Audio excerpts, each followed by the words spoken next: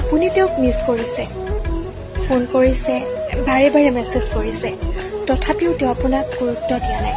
তেওঁ কৈছে যে বৰ্তমান তেওঁ ব্যস্ত হৈ আছে, যেতিয়া ব্যস্ততাৰ কবলৰ পৰা মুক্ত হ'ব তেতিয়া তেওঁ আপোনাক নিজেই ফোন কৰিব, মেছেজ কৰিব, আপোনাৰ লগত কথা পাতিব। আপুনি বাৰু এনেকুৱা এজন মানুহৰ লগত সম্পৰ্কত আছে নেকি যিয়ে আপুনি ইমানবাৰ ফোন মেছেজ কৰাৰ পিছতো গুৰুত্ব দিয়া নাই, কেৱল ব্যস্ততাৰ অজুহাত দেখুৱাইছে? যদি এনেকুৱা এজন মানুহৰ লগত আপুনি সম্পৰ্কত আছে তেনেহ'লে আঁতৰি আহক। কাৰণ যিজন মানুহে আপোনাক সঁচাকৈ ভাল পাব সেইজন মানুহে আপোনাক সময় দিব, গুৰুত্ব দিব।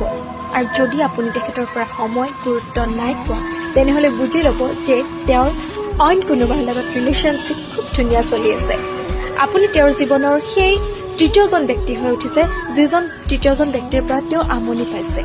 সেয়েহে আপোনাক কেৱল মাত্ৰ ব্যস্ততাৰ অজুহাত দেখুৱাই আছে। গতিকে যদি আপোনাৰ জীৱনত এনেকুৱা এজন ব্যক্তি আছে যিয়ে আপোনাক বাৰে বাৰে সময়ৰ অজুহাত দেখুৱাই আছে, ব্যস্ততাৰ অজুহাত দেখুৱাই আছে, তেনেহ'লে আঁতৰি আহক। কিয় আপুনি তেওঁৰ জীৱনত ইমান অশান্তিৰ সৃষ্টি কৰিছে? আপুনিওতো পাৰে তেওঁ নোহোৱাকৈ থাকিব।